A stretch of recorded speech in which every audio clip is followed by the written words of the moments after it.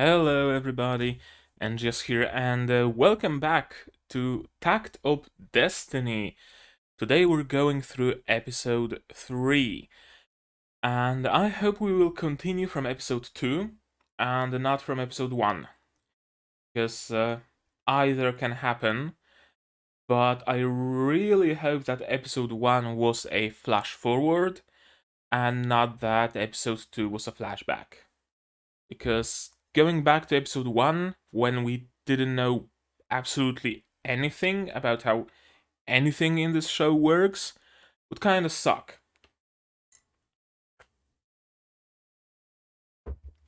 Episode 2 at least set up a little bit of a baseline for us.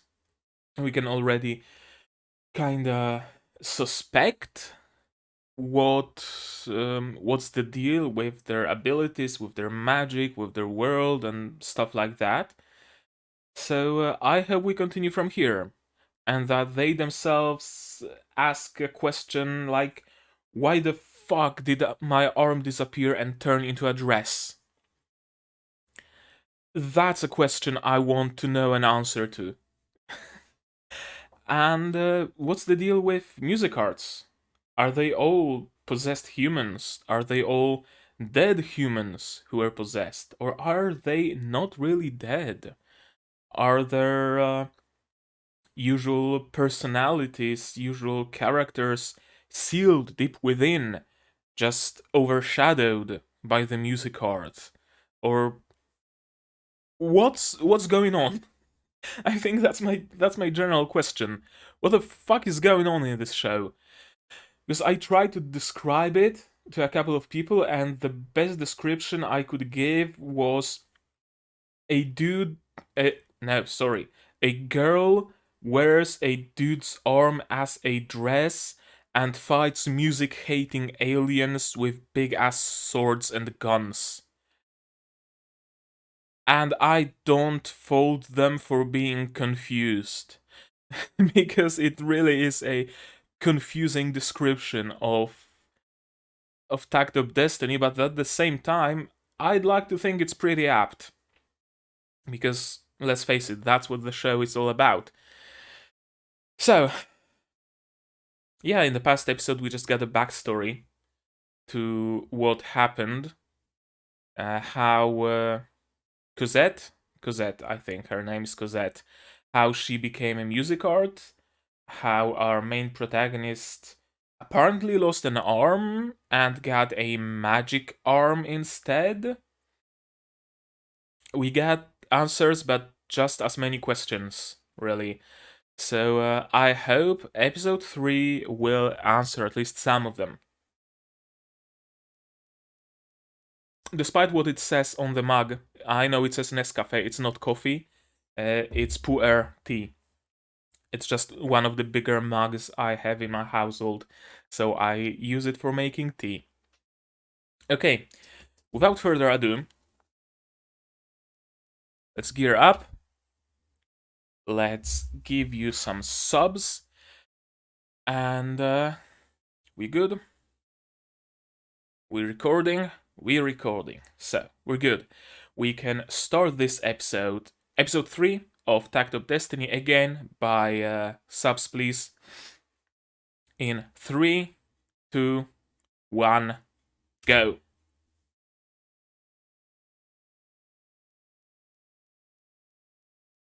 Okay, so we are continuing from episode 2.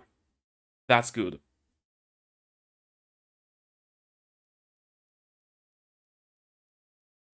Who are you? Oh, you're the protagonist. I thought it's some antagonist that works with the aliens. And does he have magic powers too?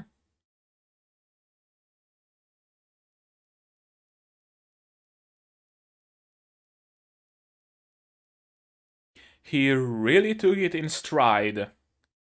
Not questioning what's going on, just immediately going to battle, giving her orders and whatnot. Ooh, love the sound.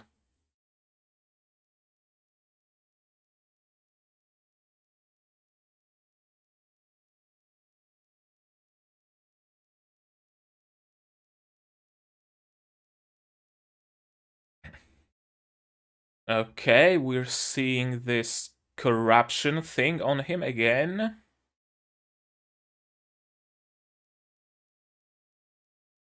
Are Cosette's attacks powered by his life force or something?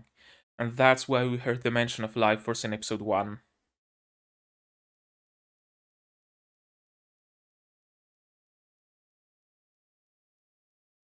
And his arm is back, and there's no corruption. And he still doesn't question anything.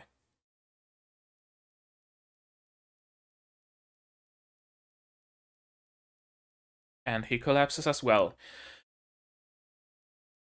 And here comes the second Musicart we see in the series, and the second Conductor.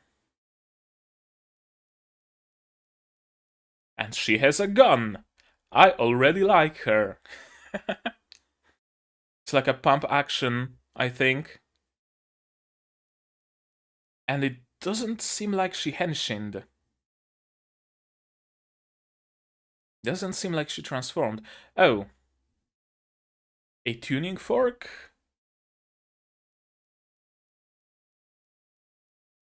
For a moment I thought I'm watching Eva, but no, it's just a tuning fork, apparently. What's its significance though? Why was it cut? Who cut it? No clue. We still don't get any answers. Yeah, those two appeared.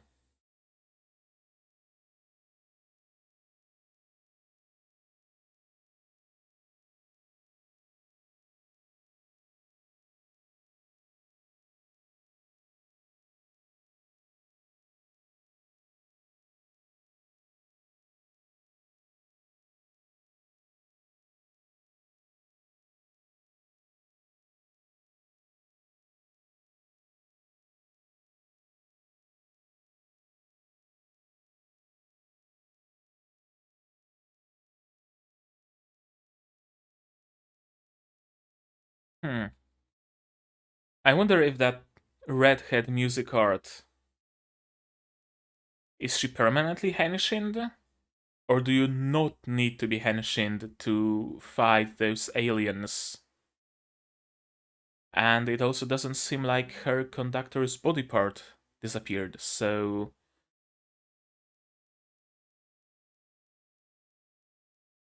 A dream sequence?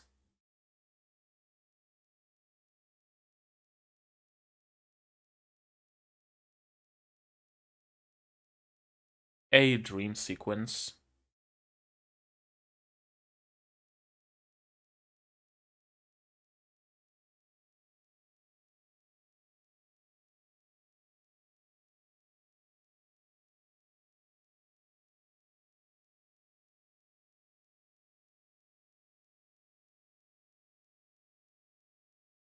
Journey. Okay, so that's when we go onto our journey. And his arm is back, but there is a weird scar on it.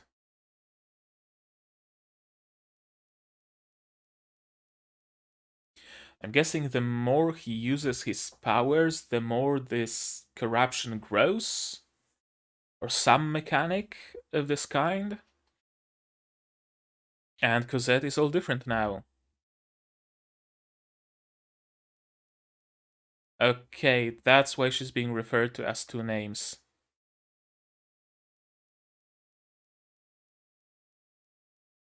So it is possession.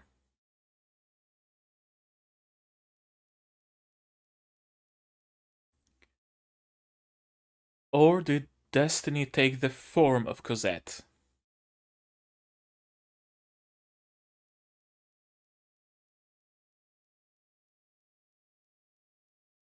Hmm.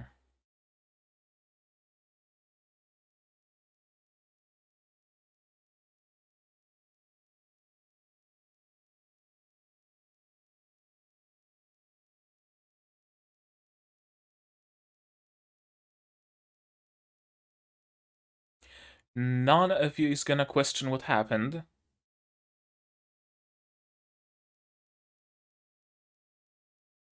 You're not like surprised that you watched your own sister die and now she's just walking around with a personality swap. You're not questioning that Takt lost an arm, but now he has an arm back. Takt doesn't question it. Okay, so that's Lenny.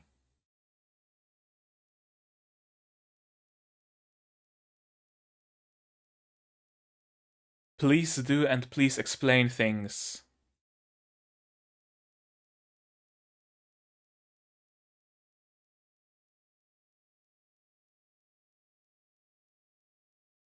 And she's the Musicart.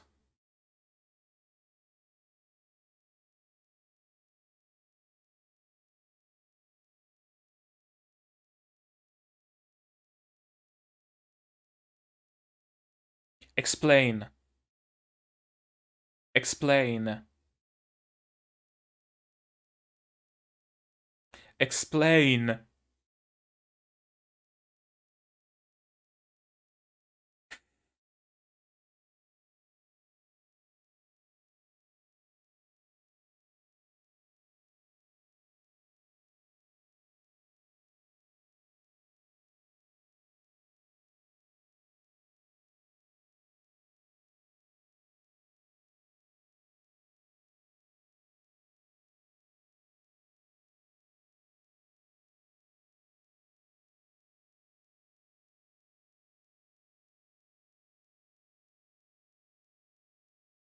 How?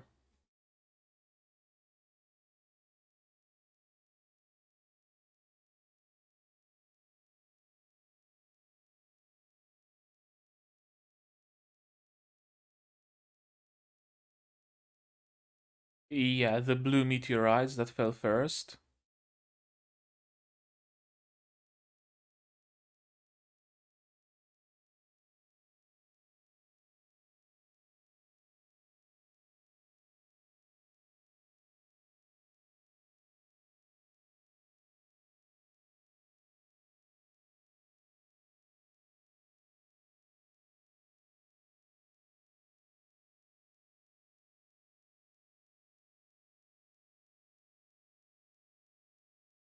Are you a Mysics? Yes, explain. Explain. Because he played music and they hate music.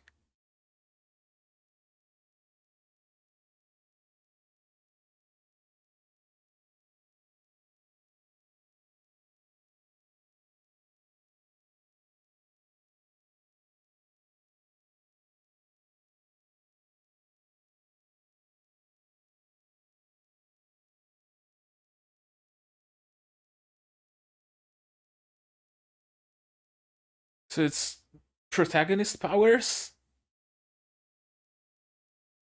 Or is she actually like possessed by a Musicart?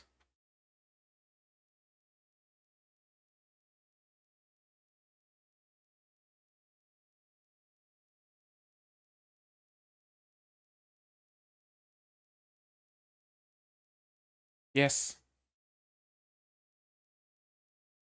Okay, so even if they go through it willingly. Okay.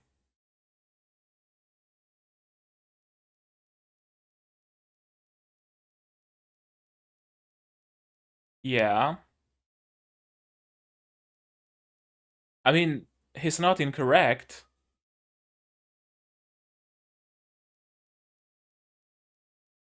Yeah.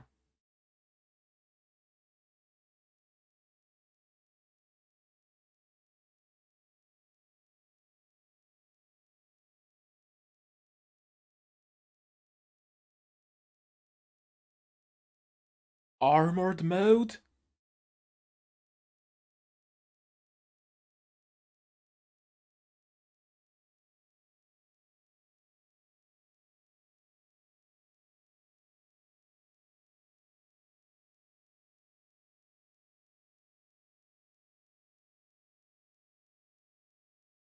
Okay, I know what's going on. I know what's going on. she gave a part of her power, her armored mode essentially, to recreate Takt's arm. It's not like she henshins. Her being transformed is her natural state. Her being untransformed is unnatural. And she untransforms to restore Takt's arm. It works the other way than I initially thought. I get it. I get it. And the redhead twin tails Musicart is just in her natural state, constantly transformed.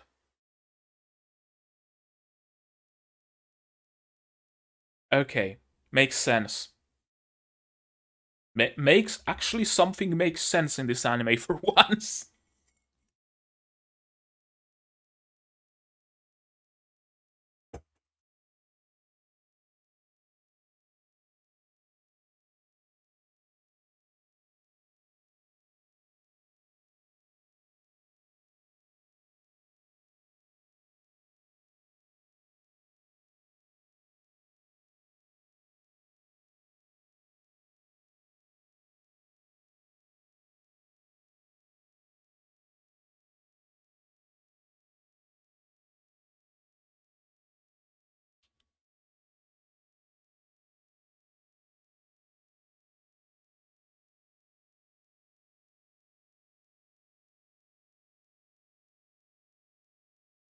Can she be fixed? Okay. So it's not like they can restore Cosette to how she was, but they can at least stabilize her.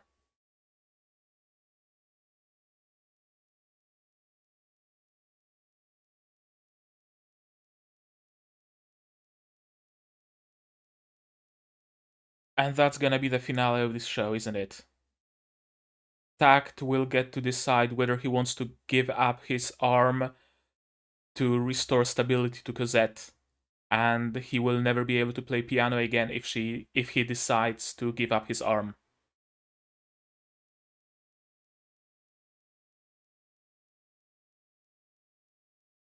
That's gonna be the end game here, isn't it?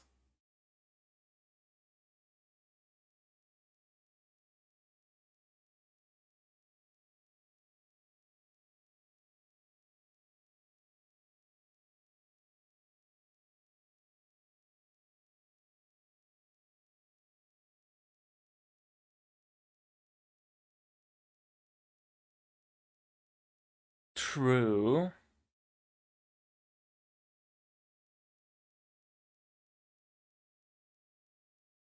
True. The process of her turning was different, so perhaps she can still be restored.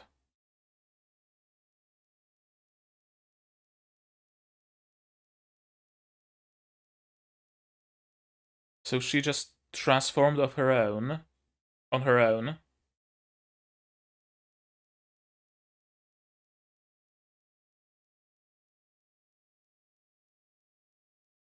And he can see them.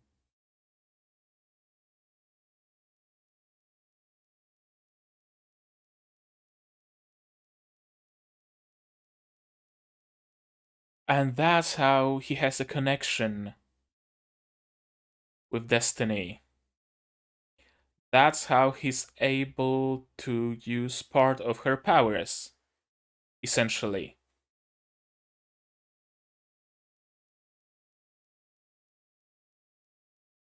Because a part of him is a part of her. Okay, things are making sense. Things are making sense. That's a nice forest. That's why his eyes glow.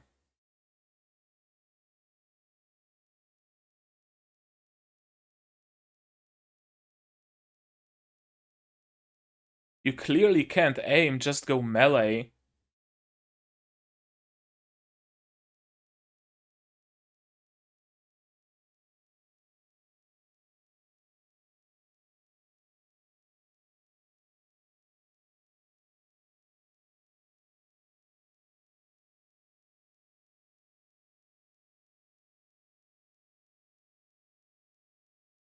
Interesting.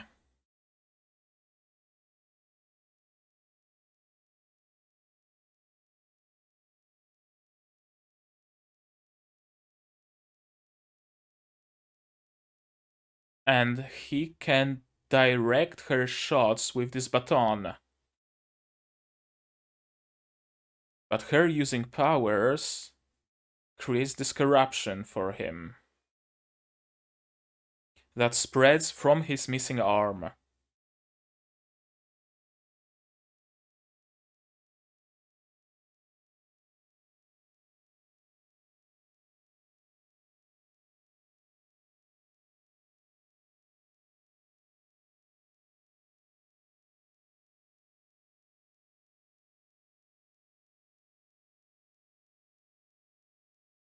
And Lenny doesn't suffer as Titan uses her powers.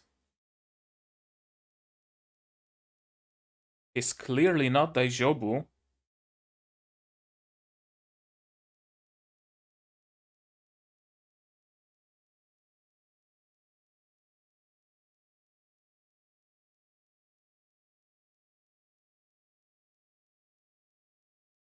Oh. But there is a precedent. No, there isn't. Just an assumption.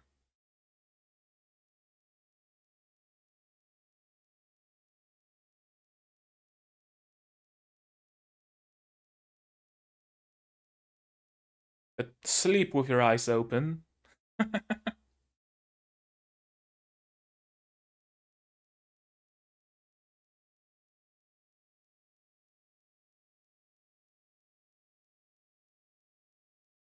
And Titan can just blast them off without a care in the world.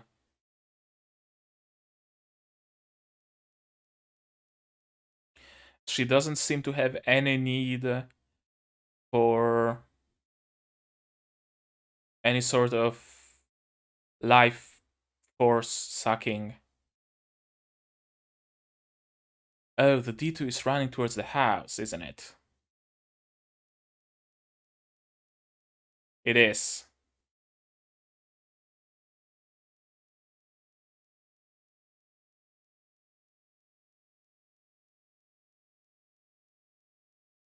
Okay, propelled herself with the gun's knockback. Well, not knockback. But you know what I mean.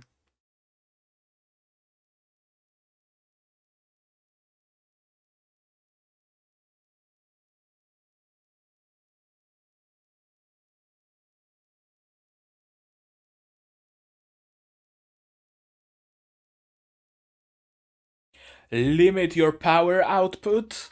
Use a sword? Wait for Titan to arrive? Why the fuck you gonna blow up the whole house? What's the point? Your gun can be precise.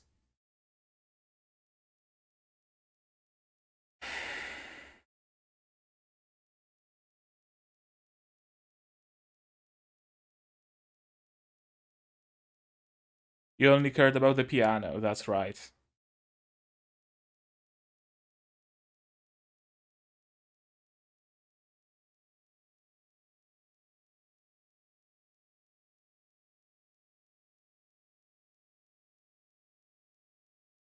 The dude who sliced the tuning fork is behind it.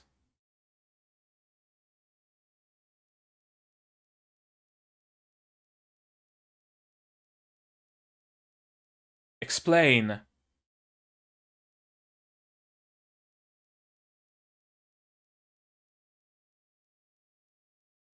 It's not gonna explain what happened 10 years ago in Boston. Of course he isn't gonna.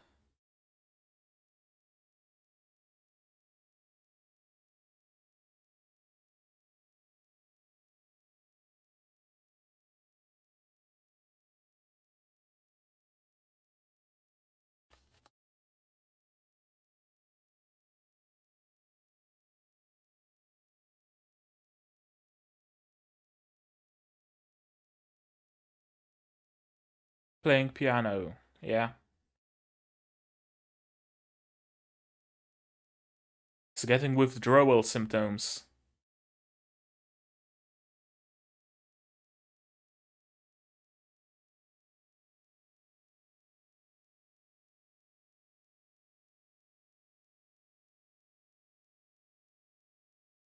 She's literally made of music.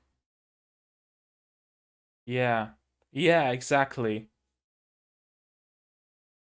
She's an embodiment of music.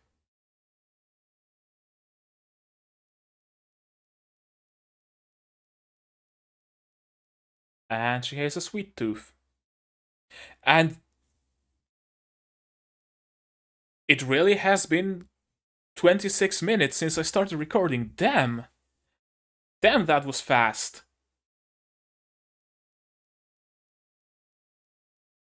This episode just blasted through.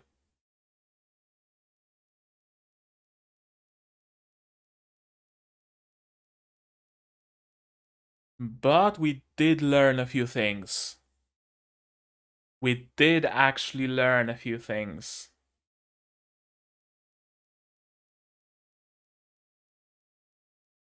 Okay.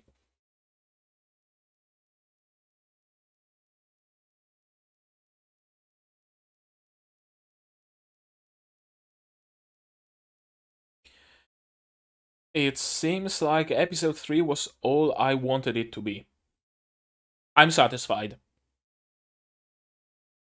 I can honestly say I'm satisfied with this episode.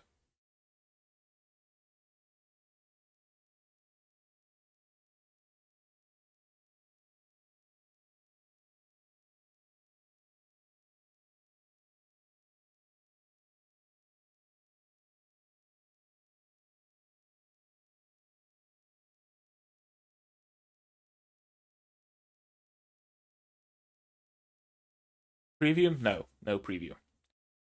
So, let's go into full picture mode and work through this episode again. They're fighting D2s, and that's one thing that kind of bothers me here. He doesn't question anything, as if he himself was possessed by destiny as well, which he might very well be, at least partially.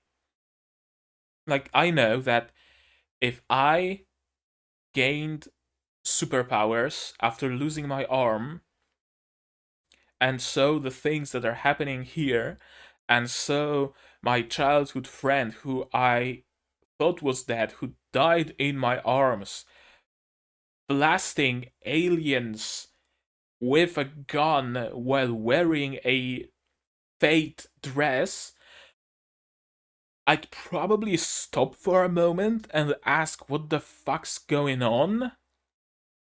He doesn't. He just grabs the baton and just rolls with it. That's one thing that irks me a little bit. Yeah, we're getting a pretty fight sequence as always, and let me look it up. How do you step frame by frame in VLC? Frame by frame. Show me the controls, please.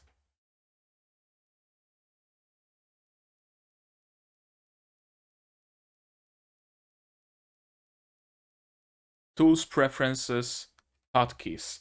Okay, let's do it now. Forgive me for a moment, but I have to. I have to. Tools, preferences, hotkeys. I should have done it sooner. Next frame.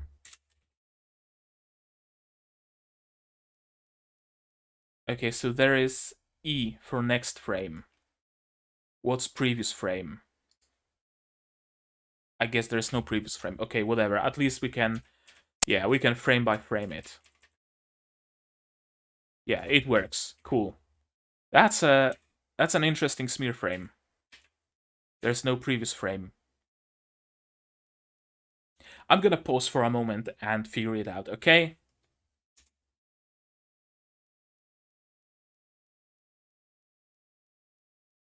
Okay, it's recording again. I had to switch to pod player because VLC apparently doesn't let you step to the previous frame. Because fuck you. Yeah, now it works. And we can go frame by frame through animations. I wanted to look mostly at the smear frames because they were really cool at times. Yeah, I always like the smear frames in Takt of Destiny. How swinging a sword or swinging a gun always creates this fan. They always use this fan kind of a smear frame. And now she has a sword and it fans out again. Yeah, again it fans out. It's constantly in the state of being a fan, and I am a fan of that. It really creates some nice motion. And here she throws her gun, runs up to it, and grabs it. And he just runs into battle like it's nothing. Again, what's wrong with you? Uh, this moment, show no mercy, eliminate them. I wonder if that's what made Cosette so intent on destroying all D2s. This order that he gave to show no mercy, eliminate all D2s. And she just takes it as her overall goal, as her overall purpose for existing, and all that stuff. That's why she always chases after D2s whenever she senses them, no matter what. She sees a D2, she goes out of her way to kill it. I wonder if that might have made her do it. That lighting change. And the energy effects. This anime is just pretty, you know? It's just pretty. And we're getting some nice sound out of this magic.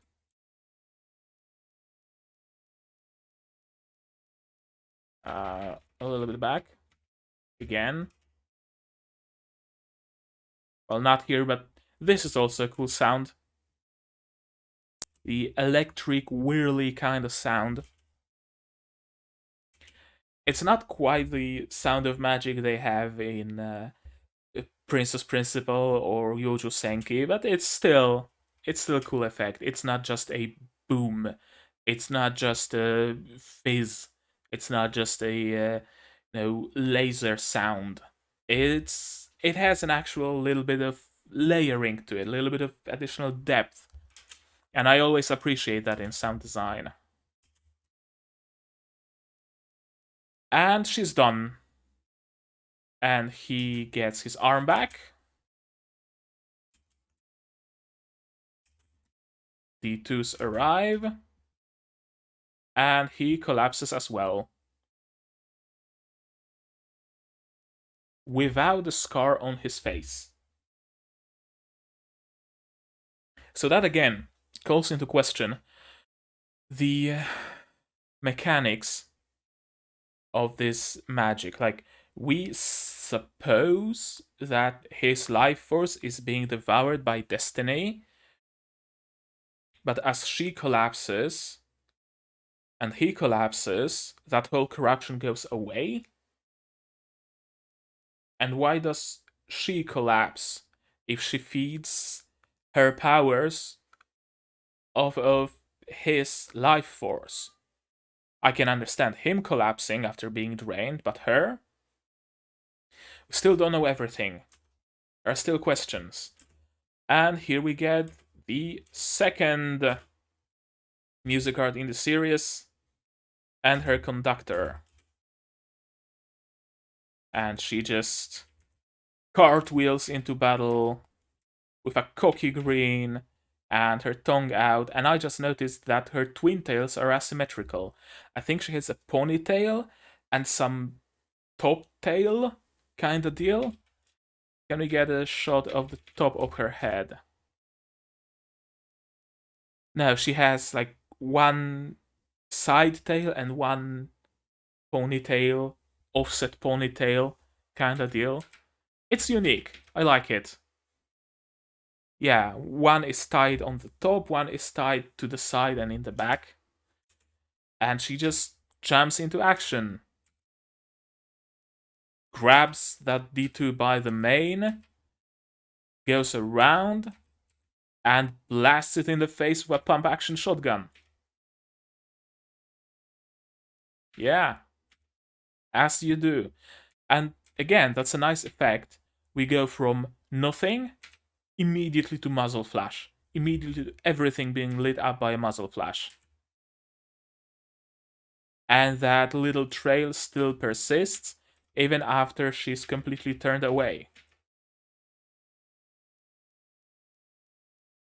And she immediately runs for another one, jumps in the air and blasts it.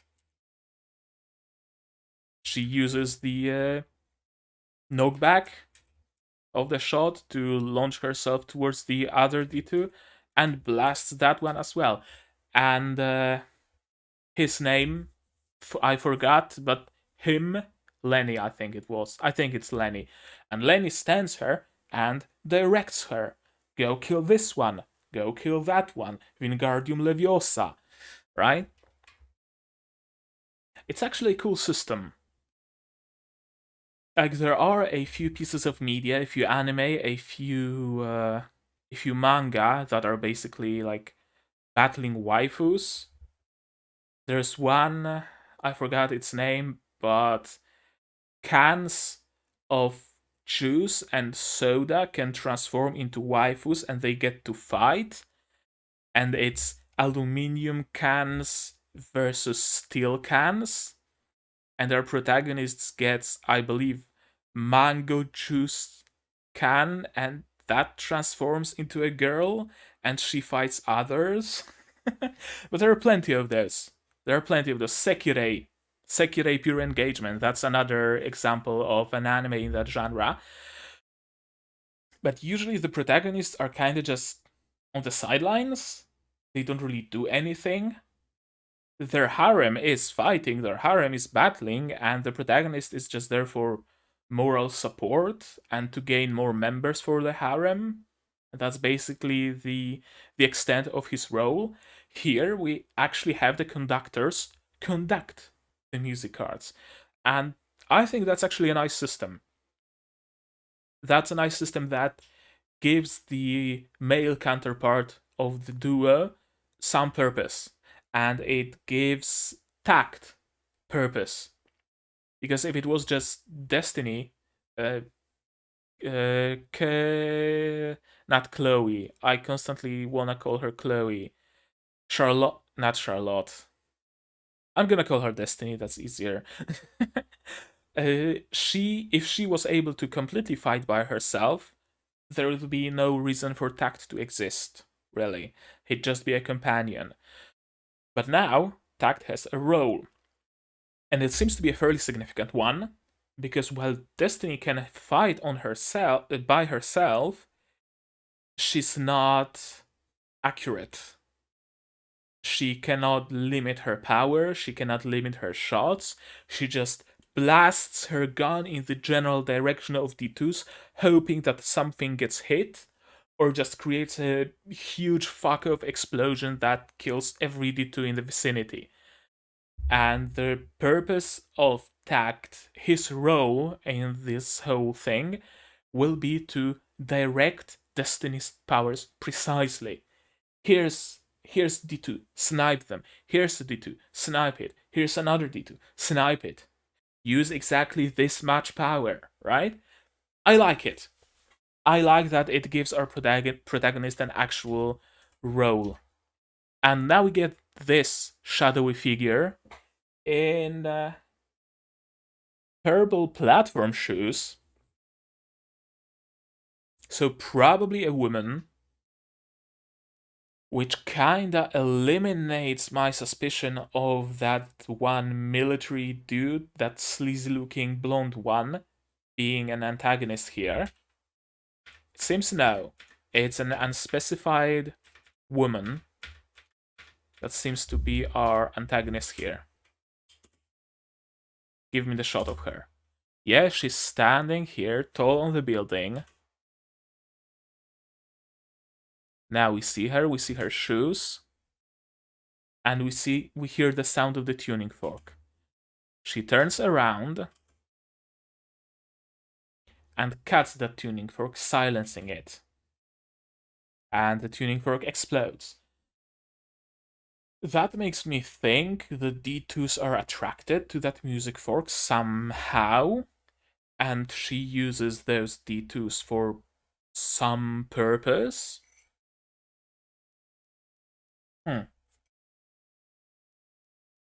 Interesting. I'm intrigued. I am actually intrigued. And we're back here. Oh no, we're not back here yet. It's just the OP. Do we see any interesting women in the OP? I think we do. We do see her. With that sleazy looking military dude. Her color scheme is purple and pink.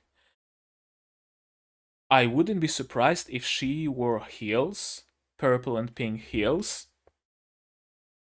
Could it be that her power as a Musicart allows her to summon the D2s? And he's using that for some purpose. Just look at them and tell me they're not villains.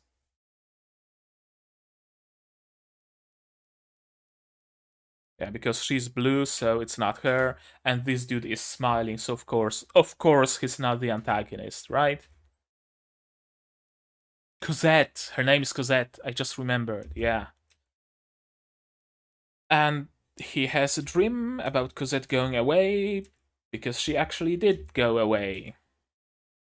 He wakes up with his arm intact, and there doesn't even seem to be a scar. His piano is not there. And I'm not Cosette. I'm Destiny.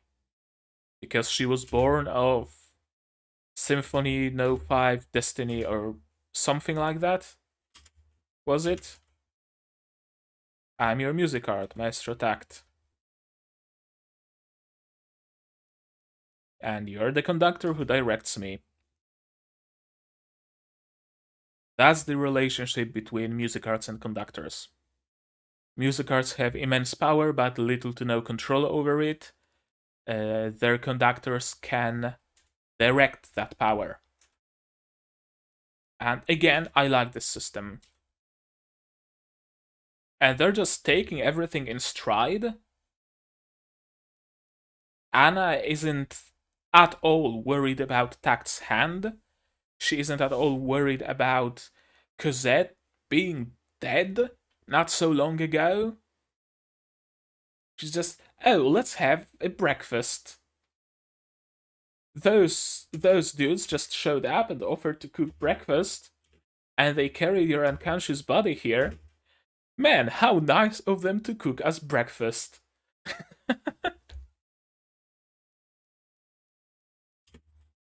I really like her design. Yeah, Sleeping Prince is finally awake. And thank goodness, this scar-like mark is a little worrisome, but you seem to be alright. You'll still be able to play the piano. Yeah, you're a conductor, let's talk. And do you know how the D2s came to be?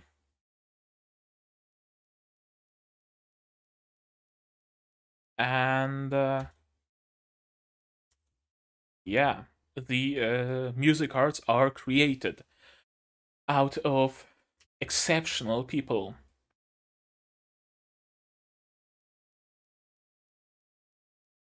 Normally, Musicarts start out as individuals showing potential who go through a rigorous process. The the research facility, she managed to skip that whole process. That makes me think there really was some past Musicart or something like that sealed in her medallion. Yeah, I think something like that might be the case. There was a Musicart sealed within her medallion that got released at the moment she died,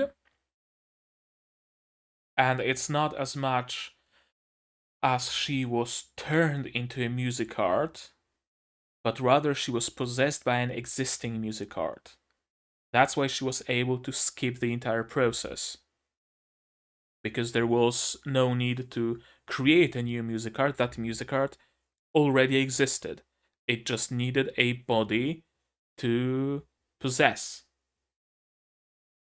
I think that's the case here.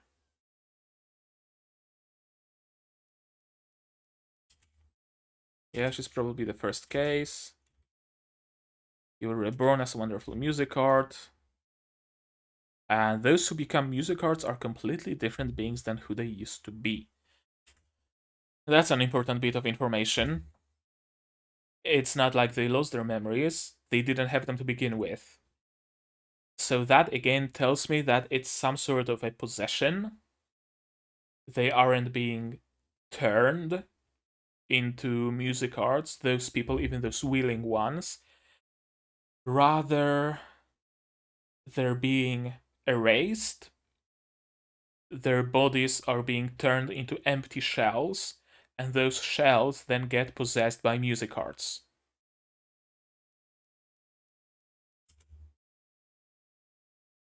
Yeah, Cosette is no longer Cosette, and Titan is the exact same way.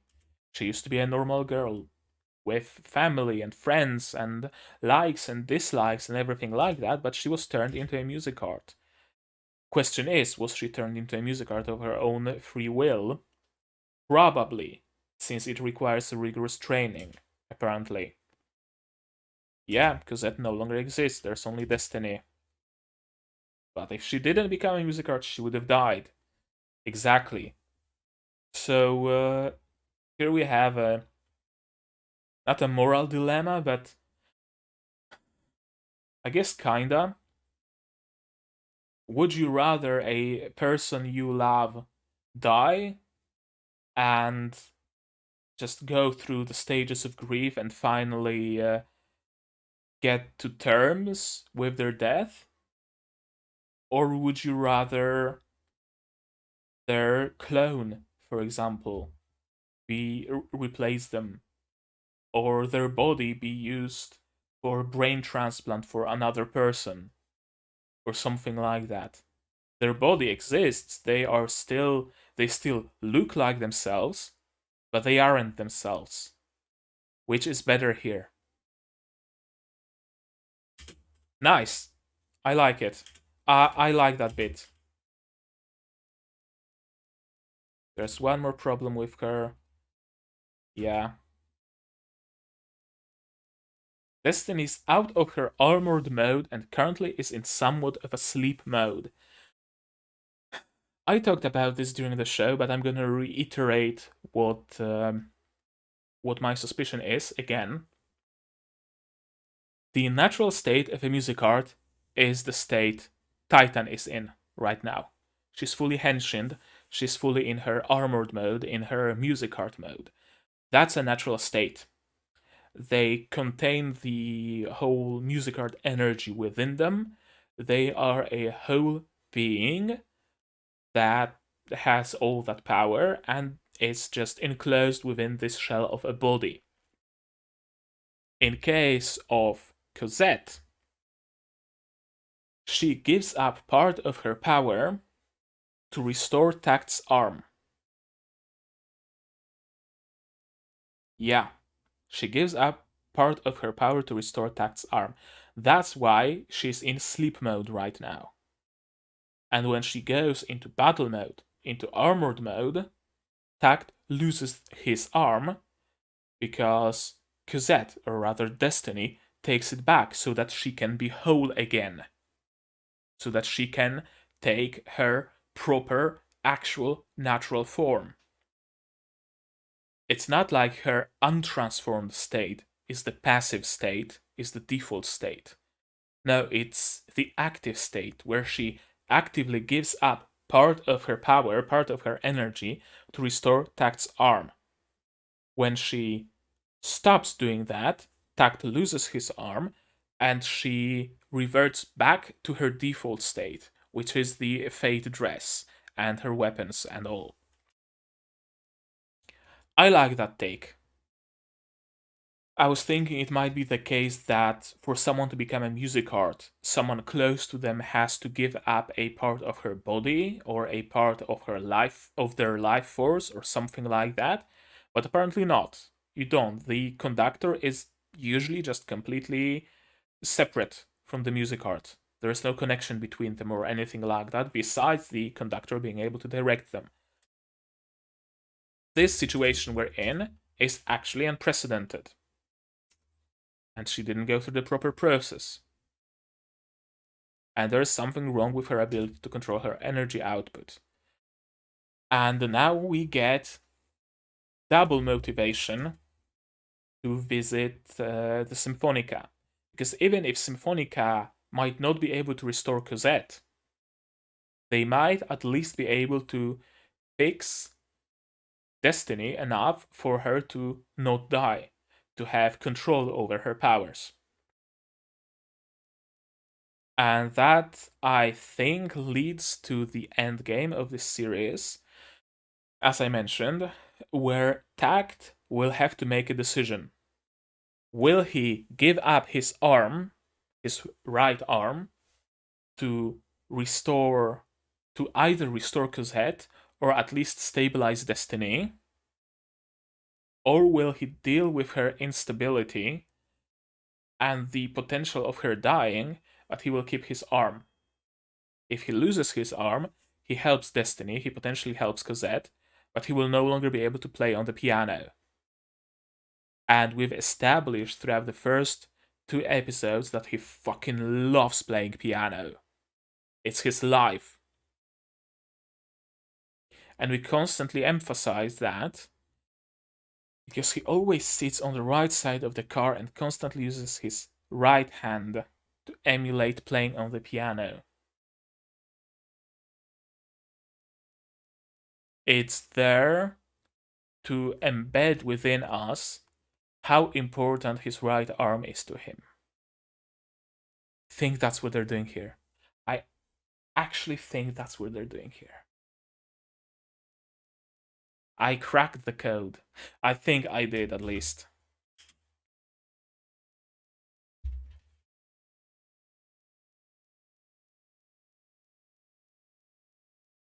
And Tarte Tatin, she will gladly eat. And they need to go to Symphonica through a bunch of detours or ghost cities and whatnot. And she's not much into meat, into regular savory dishes. She really likes sweets instead.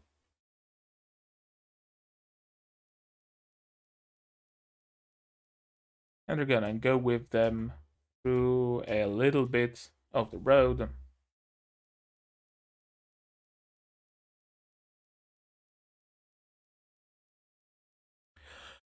Oh.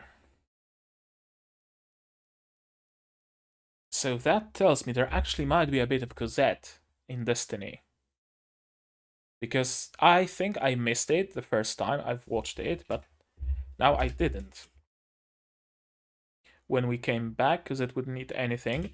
That's how she was when she first came here too.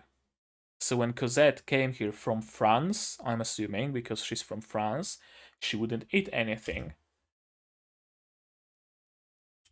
But when Anna made her tarte tatin, or whatever it's pronounced, however it's pronounced, she actually ate it. And now she wouldn't touch the dinner, but she did eat tarte tatin. Tarte tatin. Okay, tarte tatin. That's how I'm gonna call it then.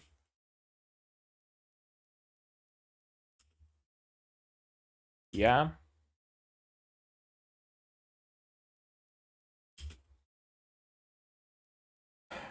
It's actually maybe possible.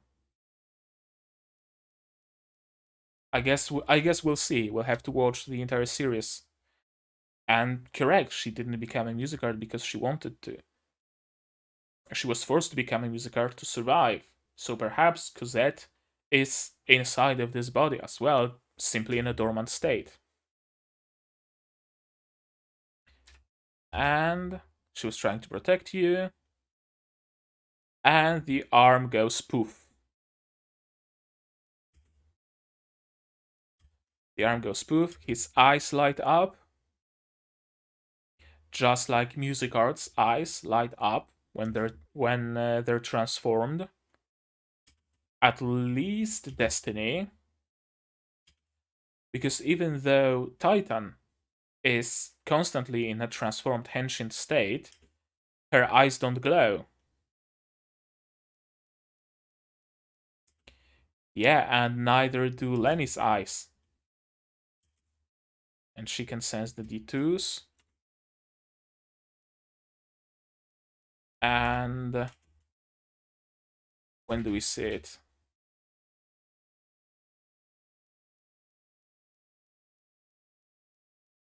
Yeah, and Takt can see the D2s as well through Destiny's eyes because he has a connection to her.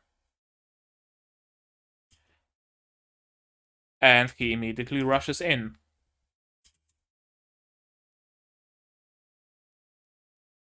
Yeah, Musicarts are able to sense them. She's no different than an untamed beast. That's why D2s need conductors. To tame them, to direct their power, because their power is immense, but wild.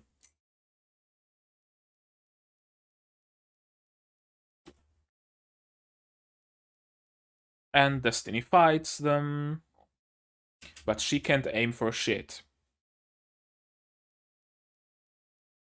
And she gets blasted into a tree. And apparently, her using attacks causes him pain, so that's the life force draining aspect, I'm assuming. And she just wills a baton into existence and gives him that baton. And he just takes it without questioning anything and immediately points at the D2 and she shoots with much better accuracy.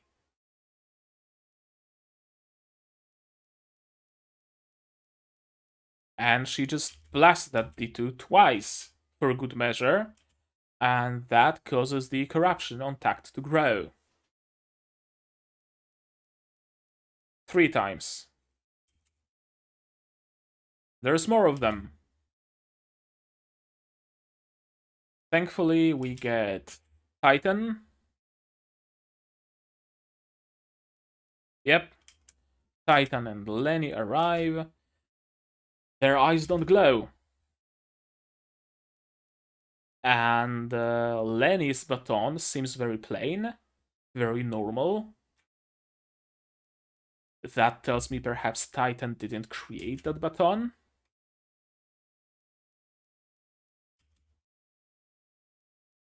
And we're getting this amazing scene of Titan just rushing in,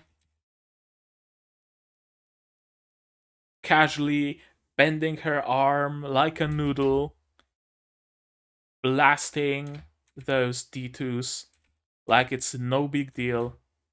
Constantly cheerful, constantly smiling. That's a powerful blast. It takes just a single frame. And we get this little bit of, yeah, aftershock, after image. She constantly spins, dances, and as we can see, Lenny. No, he didn't point at any of the D2s now. Feel like I'm drowning. My consciousness is slipping away. And yeah, Destiny is an irregular Musicart. She could be devouring your life force. Why don't other Musicarts do that though? Is it that they have enough life force of their own, but Destiny somehow doesn't? Or is the connection between them inherently siphoning his health? And we're getting even more Titan action. Showtime! And it's just a beautiful scene. We're getting a nice camera movement.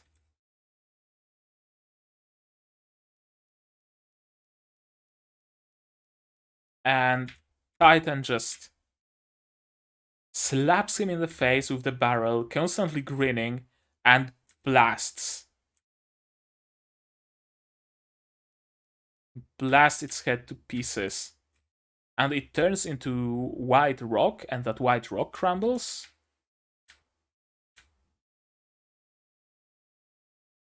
Another one gets turned into white rock. Another one. And she just dances with this shotgun.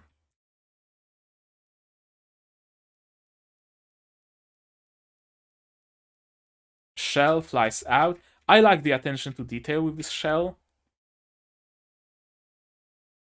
Yeah, she actually reloads, actually ejects the shell, and the shell is even animated on separate frames.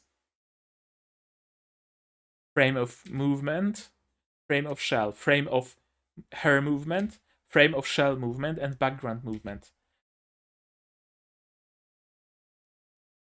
That's a nice effect. Now, frame by framing those scenes is kind of rough, because you can see that this D2 in the corner doesn't actually has its legs on the ground because the ground shifts underneath.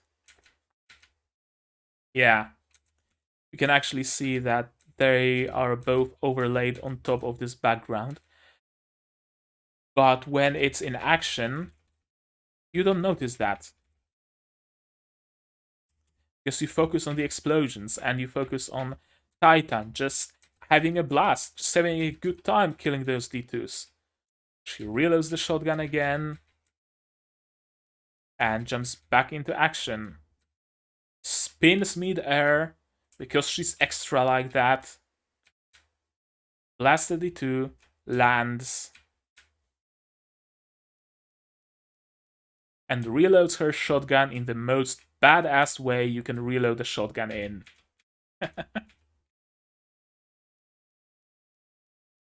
And it's a nice snappy movement that just takes a couple of frames.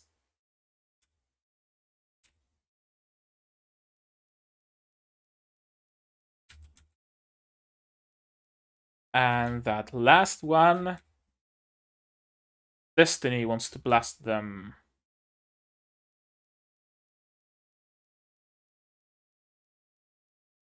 And she fucking misses.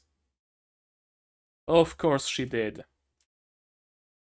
And it runs into their home after Anna.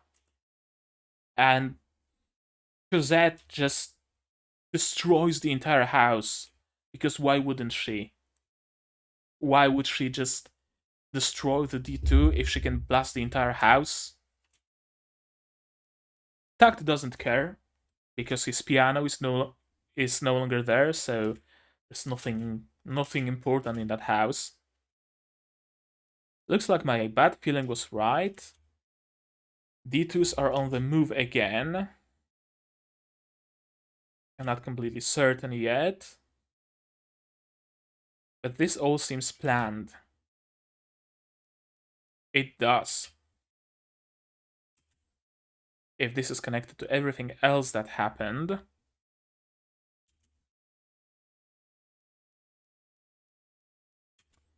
That would mean that 10 years ago in Boston, Maestro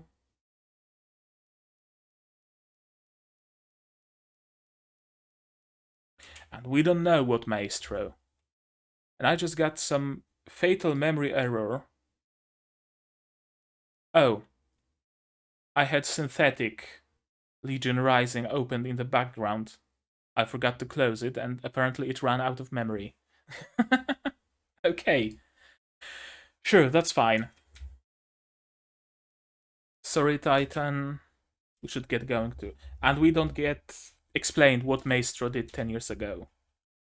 First destination, Las Vegas. And she's the oblivious kind, fish out of water kind of trope scenario. Kind of a robot, android, alien scenario where they're not quite accustomed to how language works. So, oh, I should call you Big Sister Anna, but isn't your name just Anna? Yeah. And he's playing the piano. She's Musicart. And she wants to eat sweets. And that's where the episode. Yes, good luck, language. Episode. That's where the episode ends. Oh, I smacked my microphone with my headphones. Terribly sorry for that. Yeah.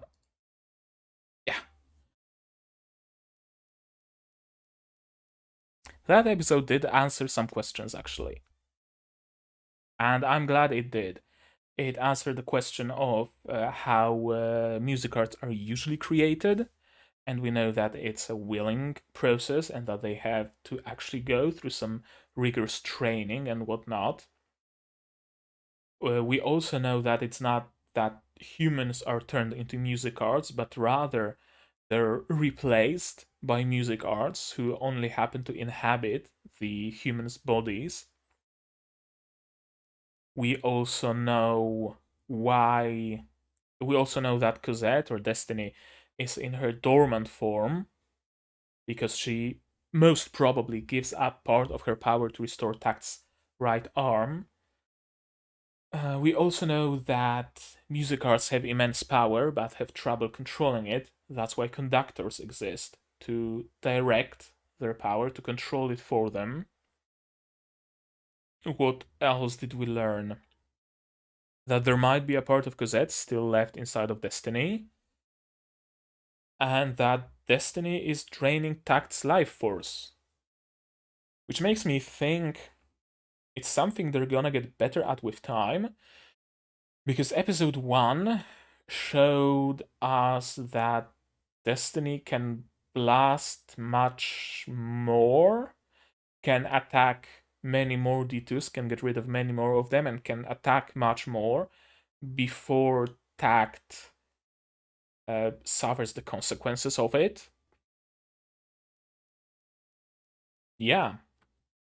I think that's all we know. We don't know who that mysterious person is, and did that tuning fork actually summon the D2s? We don't know what their agenda is.